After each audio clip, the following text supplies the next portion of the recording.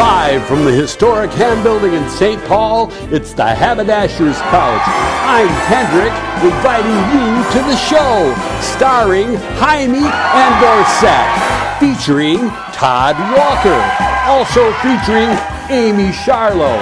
And now, ladies and gentlemen, here's Heimie. Welcome to another show, the Haberdasher's Couch, where you don't have to pay somebody to listen to you. Do you struggle to keep your pants up? Is your belt cut into your side? Do you constantly wonder why? We're going to talk suspenders today. In France in the 1700s, did you know that a designer, what was his name? Jacques, probably, created a suspender to fit underneath the garment, Keith. And then the Brits, of course, take the idea, right? And they say, hey, let's create a suspender that is decorative, which we carry. Now, I wear suspenders. Keith wears suspenders. And I tell you, it's not what you think just for old men. It actually is quite nice, isn't it, Keith? It's a secret that we have that nobody knows. I thought it was just for us old men. Right. Why do you like the suspender? It keeps my pants up. Then one time, you almost sent me home because my pants fell to the ground. Right. After that, no, they're extremely efficient and really, really comfortable. It's more, for me, less of an aesthetic and more function. Well, did you know that the doctors actually are professing the health benefits of wearing suspenders? I wonder why. It has nothing to do with coughing, and it has nothing to do with the rise. What it has to do with is circulation. Based on research, they say This sounds really interesting. that when you got a guy that has to cinch his belt up because his pants keep falling down, he cuts off his. You said it earlier. Oh. No, what was the terminology? What was it called? The sciatic. Oh yeah, you can really damage your sciatic nerve. Sciatic nerve. See, even Keith. I'll shake it something. Even Keith knows something about the health benefits of wearing suspenders. So all I'm saying is, come down, check out our suspenders. That's just a little bit of factoids of where the suspender came from. And you know what? You will not be disappointed. Right, and it's not just for fancy dress. It's for everyday use. Absolutely. So moving on, Keith is having this special event on December 1st, and it is called Let's Jingle and Mingle. You might have seen it on our Instagram post. Keith, tell me about this Jingle and Mingle. We're getting my wife. God bless her soul. She just loves us so much. Wonderful lady. We love her. Yes. Decided to get some of her colleagues from work. We had planned it a year ago, and it snowed. And it snowed. Yeah. So we are continuing it with local artisans, and they're going to come in, which this is the second edition of it. We did something 3 weeks ago, and we're going to continue to, we call, bring the outside in. Right. People I like doing that. things similar to what we do. Right. And we want to so you had like kind of synergy. You had like jewelry and yes. So we'll have cosmetics. They can buy it. We'll have jewelry. Yeah. We'll have candles. We'll have certain things. But we get to meet local women of color that are doing wonderful things, and we get to bring them into our space. We get to bring some great people of our community into our space, and we'd love for you to join us. It's from 3 to 7. Sounds like a Heimie's Bazaar. It is a bazaar because we are bizarre. It's so bizarre. It's awesome. And at December 1st from 3 to 7 p.m., are you going to have food? Yes, we are going to have a little finger food where we're talking to some local people here. We are going to have a French bakery. They're going to be here selling. What time are they going to be here at? So you're definitely. You're definitely going to be here to spend that. They'll be here throughout the event from 3 to 7, and we've used them. We've had them here before, and it's just Burberry.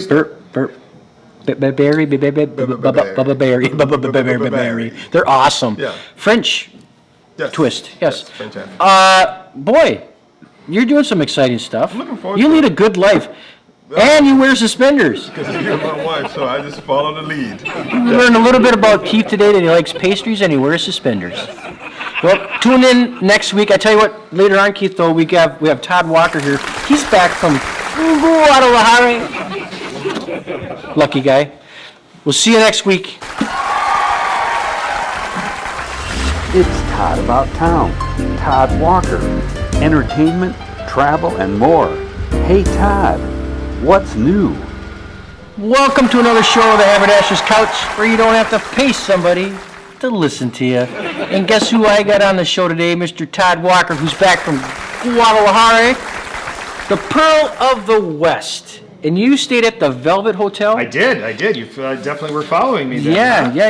Yeah, I stayed at the Velvet Hotel. It's in Guadalajara. If you haven't been there, it is just an unbelievable place, and obviously in Mexico. So I stayed in, as I say, Guadalajara, and it's in Jalisco.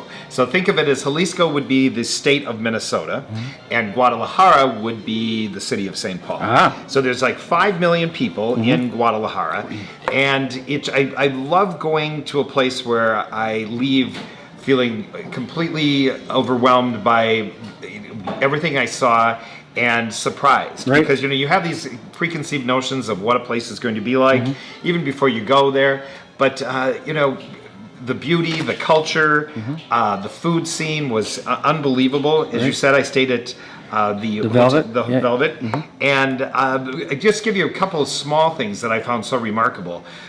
They're such a progressive city for a city of 5 million. The food scene was so elevated that, I'll be honest with you, I was thinking, well, I'm probably going to eat, a lot of burritos and tacos and quesadillas. Pretty sophisticated. Very sophisticated. They're, interesting preparations, an elevated food scene like I hadn't seen before. But when I talk about progressive, things such as one of the hosts from the tourism of Guadalajara was walking us around one day, and I was commenting on how beautiful the carriages are. I was in a place called Lafayette, which if you've ever been in New Orleans, it's much like the Garden District.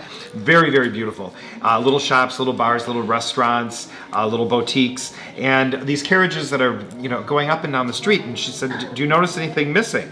And I looked and I said, "No, they're very beautiful." She said, "Some of them, are 100 years old." And then I said, "Well, yeah, there's no horses."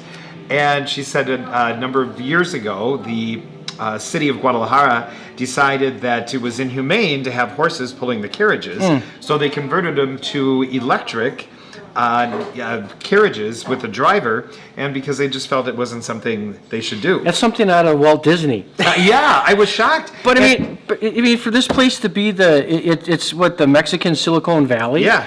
I didn't know that that they were leading in software production and and medical and technology. Home of the mariachi. Yeah, I mean, I was tequila. Exactly, and little things like my goodness. When I very, very seldom saw a menu, for example. Yeah. It was always they would have the QR codes, and so everybody would look at their QR code for the menu. So they didn't have menus. I went to one place and I said, maybe I'll come back tomorrow and get takeout of a certain item that I wanted to try on the menu. And they said, "Oh, they don't do takeout here because they don't believe in the waste that of the containers that people have for takeout." So they didn't have those. Very seldom did you see straws. Very little. It's in central Mexico. Yes, right. On the west. Yes, on the west. But it's not near the ocean. No, it's like central. Yeah, it is. And there was actually no signs of human like excavations, no signs of primitive villages anywhere in that area. No. Which is crazy I know. because they moved the Guadalajara 3 times. Yeah, you read up on it. Yes. Nice job. Yeah. But yes, you're right. And I expected that there would be maybe some litter here and there, some like homeless people like we see here. Nothing. I mean, there was very seldom did I ever see litter. I don't remember ever seeing homeless people or being panhandled. What's up with the Grand Cathedral there, the spiral? Oh, it's just the beautiful. Golden, Yeah. I did tour that, and it's that's their, a showpiece for. Yep. Yep. That's one of there are statues all over the place. But now you brought up tequila. In the time we It's a big deal. Yeah. One of the things I didn't realize that there was a town of tequila. Oh. So tequila is, and Right. and towns are given this distinction. They apply it for the government to be magical towns, and then the government gives the towns money to actually beautify them, and they become sanctioned as magical towns, and they're protected from the cartel, and they're just beautiful, beautiful towns. And the town of Tequila is, pedestrian friendly. There's no power lines. Everything has been built under the streets, cobblestone streets. You can take a 𝐂𝐨𝐿𝐴 train from Guadalajara about 45 minutes into Tequila, and you go there and you can tour. There's a number of distilleries, tequila distilleries. I toured the 𝐂𝐨 one. You learn about how it's made. It's amazing. When you go to these, like the Travelocity, or you go to these travel sites, and they're talking about taking a trip to Guadalajara, and it's like the top 10 is to visit like these top 10 tequila makers. Yes. Yeah, distilleries. And that's what you do in Tequila, and it's just great mariachi music playing throughout, and it is truly magical. The thing too is they have a big the history is surrounded by the arts and culture, but ceramics. Yep. Did you see a lot? Did you see see a lot pottery? Did you buy some pottery? I did bring some home. You turned it upside down, didn't say made in China. No. It was authentic. It went right to a place. Yes, no, it was definitely a real pottery. Right. Yeah, and so you're right though. The arts, culture, it's the government system there. They have somebody that runs the like inclusion and diversity. That's actually a government appointed person. So they're very liberal when it comes to LGBTQ communities, and it's definitely a place you need to put on your list. In my interest is that if they have a dynamite film festival there. I didn't know that. Yeah. You're telling me it's one of the really? top. It's one for Latins. It is the film festival for them. Really? Yeah. Now this I did not know. So we'll have to look into that maybe. So you definitely were intrigued by what you found out in your research. Well, yeah, because when you want to go someplace and you admire people that can actually travel for a living. This would be you, Todd. Well, I mean, you kind of say, well, why does Todd get to go do all this stuff? So then I do research. I'm going to be going in the future, in the upcoming months. I'm going to do, I'm going to go to Norway and go up the coast all the way up to Svalbard week. Wow. How do you set up these trips? What's going on? Well, I work for a number of different magazines and newspapers, and some people want coverage, and so then I will get pitched some different destinations that want coverage, and then I deliver. So then I get invited to different places. Do you get absorbed? Do you get absorbed by the history and the development of Mexico? Obviously, the Spaniards came in.